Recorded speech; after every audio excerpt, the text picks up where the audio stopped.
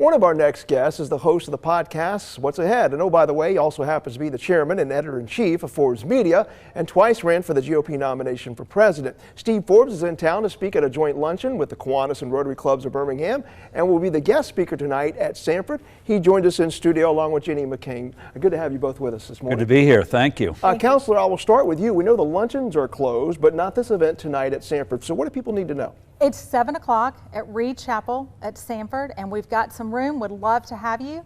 Love to have y'all come here, Steve, and Mayor Welch will be with us as well too this evening. Stuart Welch, by the way, and y'all are used to him for Money Tuesday. He is advocating his throne here on that segment, so we can get Mr. Forbes in here. But let's focus specifically right now on the conflict and the potential impact of what's going on in the Middle East. So, what are your biggest fears when you see what's unfolding right now?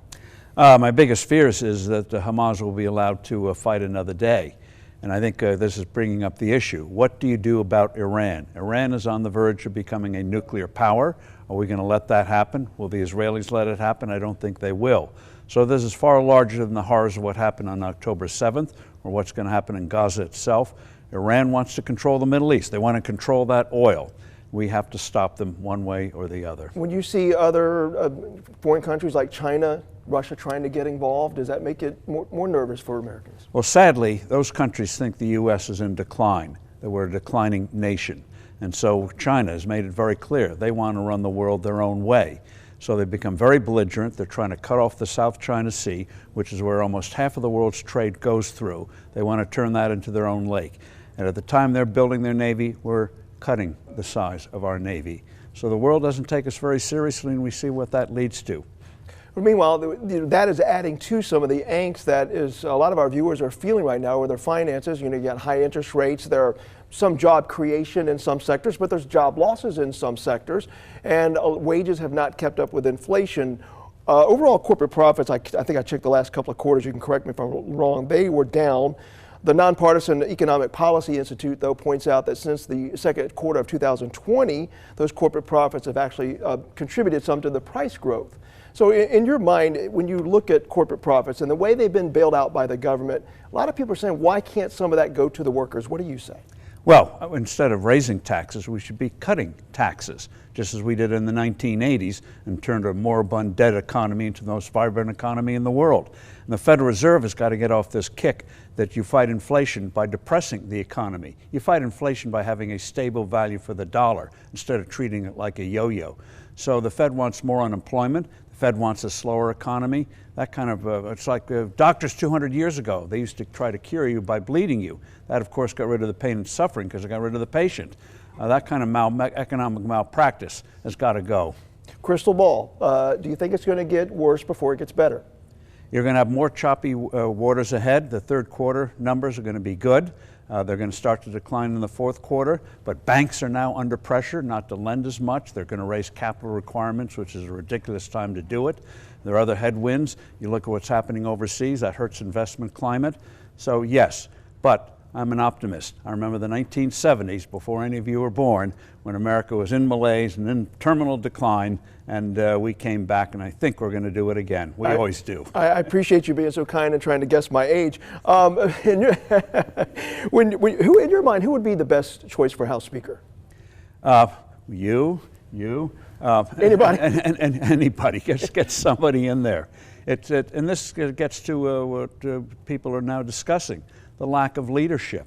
The House Republicans are making clowns of themselves, egotists. Oh, I'm more important than somebody wins a race. Instead of accepting it in the House, they go and torpedo it on the floor. The world sees that and they say, yeah, maybe the U.S. is in decline. So get the job done. No doubt, that it's definitely affecting governance. All right, you and I actually share a common passion. That is the love of the old pastime, baseball, and his recent podcast talked about the fact he's not a fan of the new baseball playoff format. And much like NASCAR, baseball, I think they felt that changes were needed to regenerate interest.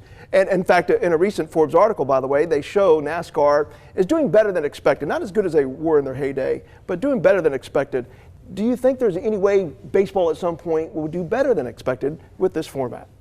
Well, not with the way they're doing playoffs. What they did do finally right this year was having batters bat and pitchers pitch within 3 or 5 hours. I mean, in the past, every time they'd have a pitch thrown, the batter would get out of the box, do his gloves, go to town, get a massage, come back and take the next pitch. Eat a ham sandwich. Yeah, it was ridiculous. So having a faster pace of the game was a very, very good thing, some of the other changes they made. But in these playoffs, baseball, unlike any other sport, has a 162-game season.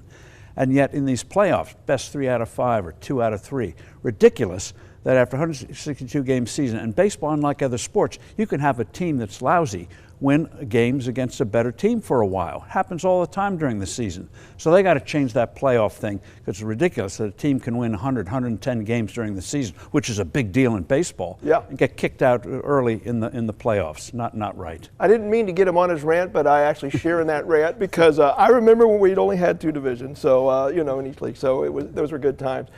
Steve, really, when you look at the economy now, and we just touched on it a little bit, there are still fears of a recession, and do you think that's going to happen? Well, I don't know if the economic theologians are going to call a recession what's going to happen next year, year and a half, but people are going to feel they're under pressure. So give it whatever name you want. Most people are starting to feel they're not getting ahead.